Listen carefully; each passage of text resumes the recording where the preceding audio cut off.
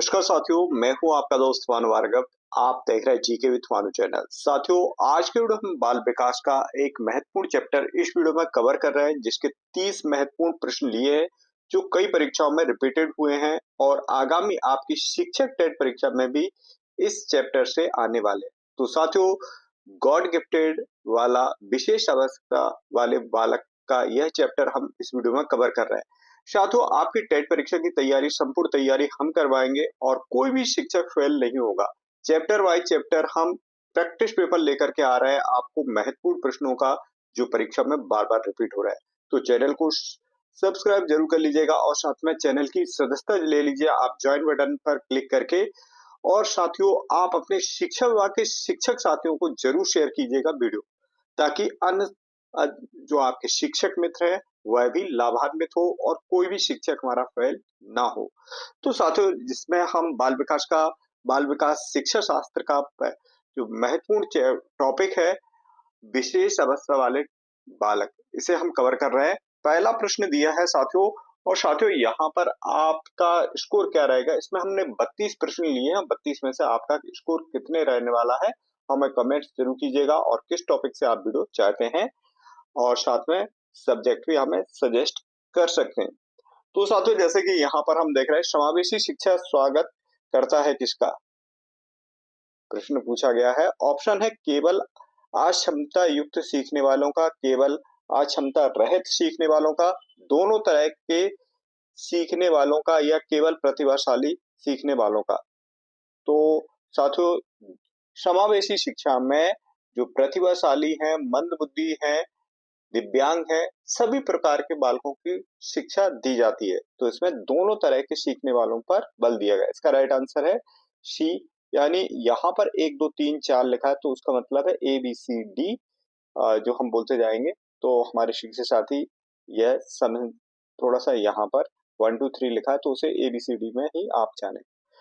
अगला प्रश्न दूसरा हम देख रहे हैं, निम्नलिखित में से क्या समावेशी शिक्षा का चुनौती नहीं है। परिवर्तन का विरोध, पर्याप्त बजट, अधिगम सामग्री की कमी, लचीला अधिगम वातावरण। तो समावेशी शिक्षा की चुनौती नहीं है, ये पूछा गया है इसमें, तो नहीं है। तो इसका जो सही जवाब है साथियों, लचीला अधिगम वातावरण, यह नहीं है, बाकी सभी हैं, ऊपर के आपको लग भी रहा होगा। अगला प्रश्न दिया गया, एक बार सुनिश्चित होने के बाद कि बालक में दृष्टि बाधिता है, उसका आगे का आकलन होना चाहिए। बुद्धि परीक्षण से, प्रक्रियात्मक दृष्टि से परीक्षण, शैक्षिक आकलन से, या सामाजिक आकलन से। तो इसका जो सही आंसर आ रहा है साथियों, वो प्रकार्यात्मक दृष्टि से परीक्षण होना चाहिए। नेक्स्ट अगला प्रश्न देख रहे हैं, दृष्टिबाधित विद्यार्थी की शिक्षा के लिए क्या आवश्यक नहीं है। कागज पर ब्रेल लिपि, गणित पढ़ाने के लिए आवेकस, श्रव्य कैसेट, या छोटे अक्षरों में छपी किताबें। छोटे अक्षर में छपी किताबें। तो शिक्षा के लिए क्या आवश्यक नहीं है, ये पूछा गया है इसमें। तो इसका जो सही जवाब है, छोटे अक्षरों में छपी किताबें, बाकी सभी आवश्यक हैं।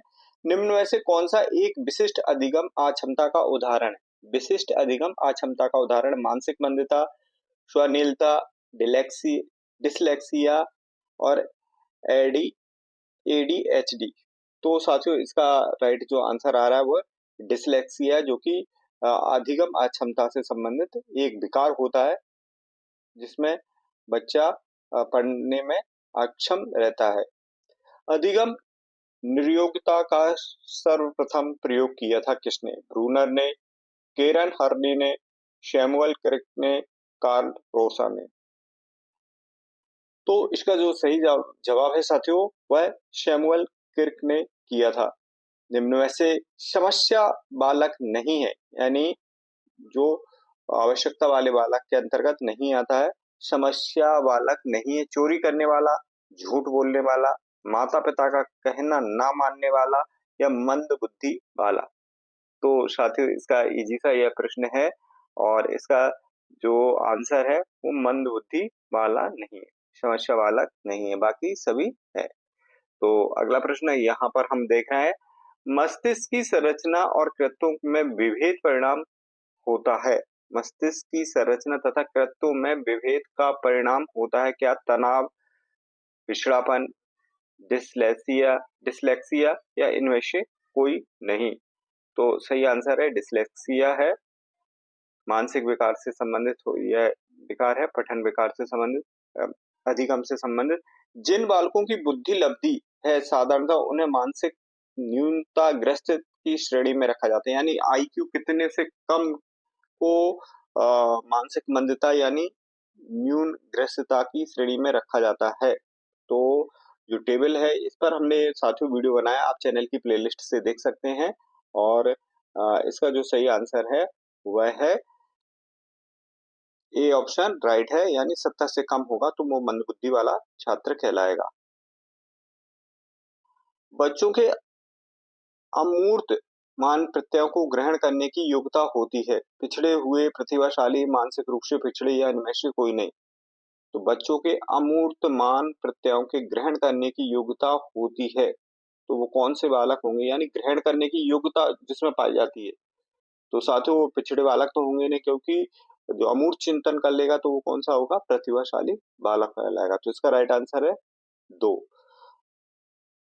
निम्नलिखित में से कौन सा सामाजिक रूप से वंचित की समस्या नहीं है? सीखने के लिए प्रेरणा का अभाव, सृजनशीलता का को पोषित करने के अवसर नहीं मिल पाता है, रहने के लिए स्वस्थ परिवेश होना चाहिए, विद्यालय में पक्षपातपूर्ण वातावरण का सामना नहीं होना चाहिए।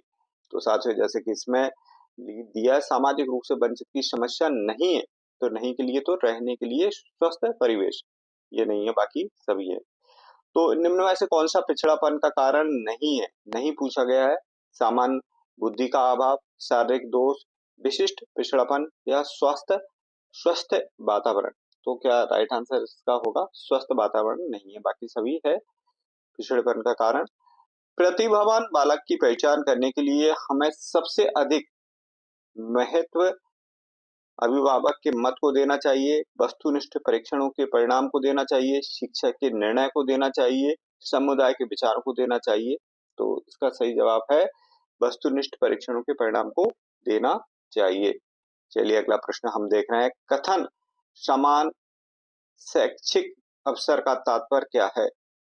समान शैक्षिक अवसर का तात्पर्य क्या है?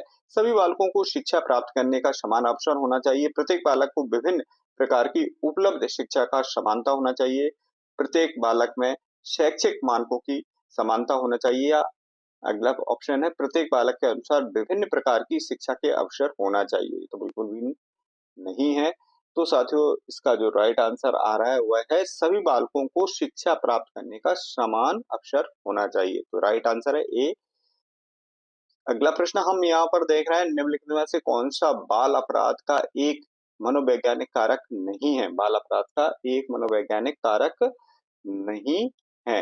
मानसिक संघर्ष, प्रबलता का कामना, राजनीतिक या मंदबुद्धिता। तो इसका राइट आंसर है राजनीति से राजनीति इसका रहेगा। चलिए अगला प्रश्न है, जैसा कि हम देख रहे हैं, किशोर अपराध के उपचारात्मक निम्न में से कौन सा तरीका सही है? कौन सा तरीका सही है? तो संघीय साथियों के साथ रहना, व्यवसाय से चिकित्सा करना, बाल कारागार में भेजा जाए, उपरोक्त सभी। तो इसका जो राइट आंसर आ रहा है साथियों वह है उपरोक्त सभी। प्रतिभाशाली अधिगमकर्ता की आवश्यकताओं की पूर्ति के लिए सबसे उपयुक्त व्यवहार कौन सा है? त्वरण, संवर्धन या विशिष्ट समूहन। तो साथियों इसका इसका राइट आंसर है, एक तो त्वरण है, दूसरा संवर्धन है। संवर्धन, विशिष्ट समूहन नहीं होगा। तो राइट आंसर है इसका साथियों ए ऑप्शन, यानी फर्स्ट एंड सेकंड। निम्नलिखित में विशिष्ट अधिगम व्युत्क्रम एवं लक्षण फर्स्ट और सेकंड की तालिकाओं के लिए दिए गए हैं, तो उन्हें मैच करना है किससे, कौन सा सही है। तो डिसलेक्सिया, डिसकैलकुलिया, डिसलेक्सिया। साथियों इस पर हमने 2 स्पेशल वीडियो बनाए, आप उनकी तैयारी कर लीजिए और फिर इस चैप्टर के आप प्रश्न लगाएंगे तो आपके ये प्रश्न हो जाएंगे। तो इसका जो राइट आंसर आ रहा है साथियों वह है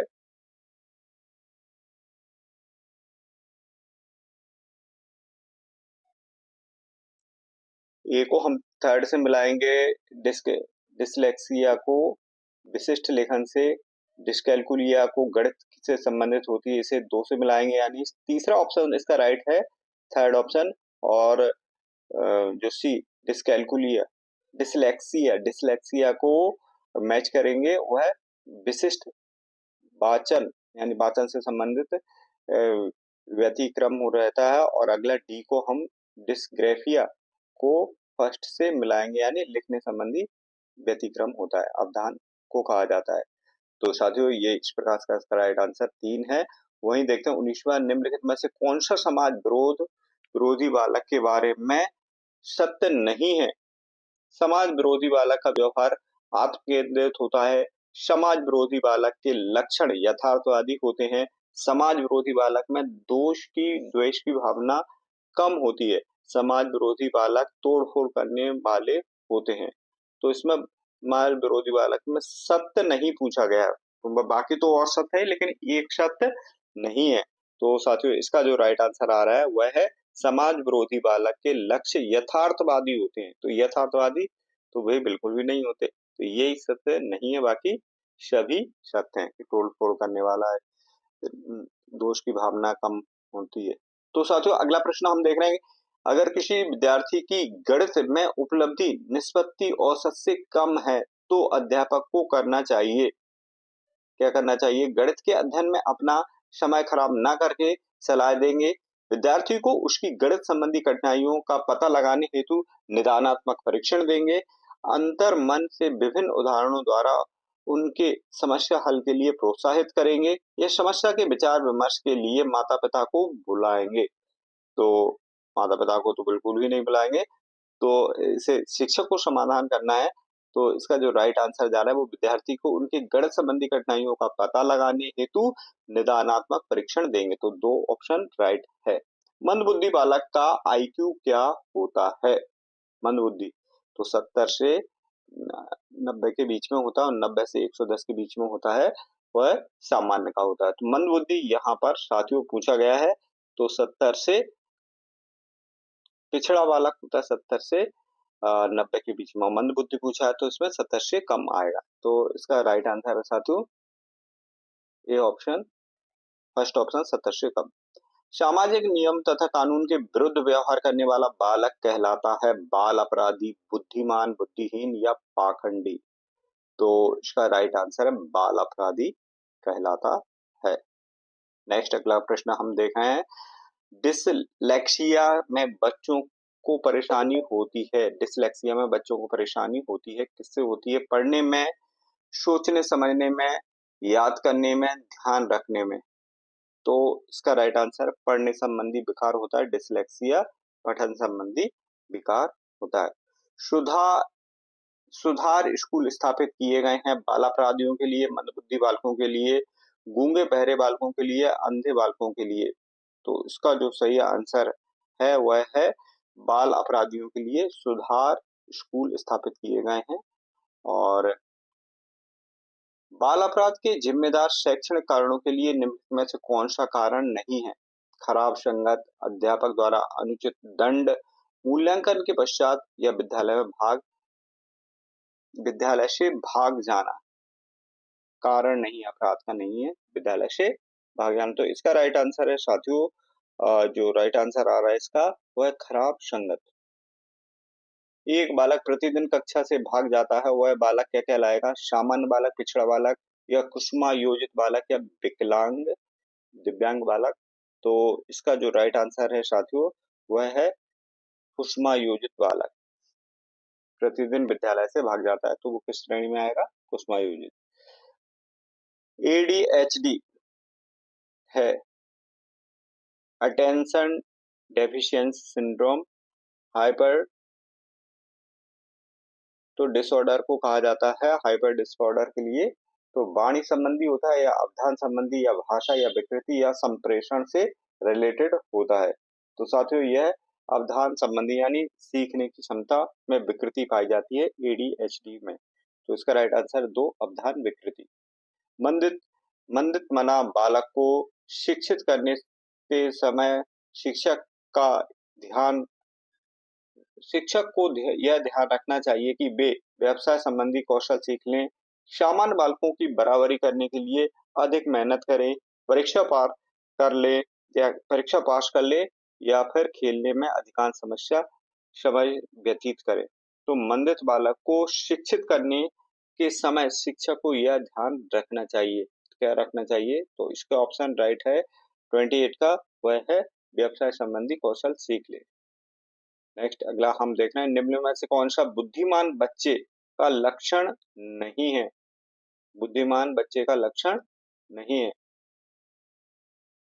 29 प्रश्न का बुद्धिमान बच्चे का लक्षण नहीं है वह जो लंबे निबंधों को बहुत जल्दी से रटने में क्षमता रखता है, वह जो अमूर्त रूप से सोचता रहता है, वह जो परिवेश में स्वयं के समायोजित कर सकता है, वह जो प्रवाह पूर्ण व उचित तरीके से संप्रेषण करने की क्षमता रखता है। तो बुद्धिमान बच्चे का लक्षण नहीं पूछा है साथियों इसमें, तो इसका जो राइट आंसर 29 का वह है, वह जो लंबे निबंधों को बहुत जल्दी रटने की क्षमता रखता है। तो ये लक्षण नहीं है, बाकी सभी है बुद्धिमान बच्चे के लक्षण। एक बच्चा जिसकी उपलब्धि छठी कक्षा तक अच्छी थी, 7वीं कक्षा में उसकी उपलब्धि बहुत कम रहने लगी, तो वह क्या है? मंद बुद्धि है, धीमी गति से सीखने वाला है, शैक्षिक गति से पिछड़ा है या मूढ़ बालक कहलाएगा। तो किस श्रेणी के अंतर्गत उसे रखा गया है? तो शैक्षिक दृष्टि से वह पिछड़ा बालक कहलाएगा। इसका राइट आंसर है 3 वाला ऑप्शन, शैक्षिक दृष्टि से पिछड़ा। बालक के आक्रामक व्यवहार को दूर किया जा सकता है यदि बालक को कुछ समय तक बिल्कुल एकांत में रखा जाए, बालक को आक्रामक व्यवहार के कारण का पता लगाया जाए, बालक को कठोर दंड दिया जाए, बालक को की उपेक्षा की जाए। तो इसका बालक के आक्रामक व्यवहार को दूर किया जा सकता है, कैसे किया जा सकता है? तो इसका राइट आंसर है ऑप्शन है बी, बालक के आक्रामक व्यवहार के कारणों का पता लगा लिया जाए और उस पता लगा के ही दूर किया जा सकता है। श्रवण बाधिता को पढ़ाने के लिए क्या प्रयुक्त की जाती है? ब्रेल लिपि, सांकेतिक लिपि, यंत्र या उपरोक्त सभी? तो उपरोक्त जो इसका जो राइट आंसर है वो यंत्र। श्रवण बाधित यानी जिनका सुनने का है, तो सांकेतिक तो जो जिन्हें दिखाई नहीं देता उसका आ जाएगा, ब्रेल लिपि वाला भी वही रहेगा। तो इसका राइट आंसर है सी, यंत्र का उपयोग होना चाहिए, यानी जो है सुनने में श्रवण बाधित वाले बच्चों के लिए। तो राइट आंसर है इसका 3 ये। तो साथियों आपका स्कोर कितना रहा हमें कमेंट जरूर कीजिएगा। अगला टॉपिक ला रहा है, इसी प्रकार से आपके सभी टॉपिक तैयार हो जाएंगे और सभी विषय के टॉपिक्स हम लेकर के आ रहे हैं। तो चैनल की सदस्यता ज्वाइन कीजिएगा। मिलते हैं अगले अपडेटेड वीडियो के साथ, तब तक के लिए जय हिंद, जय भारत।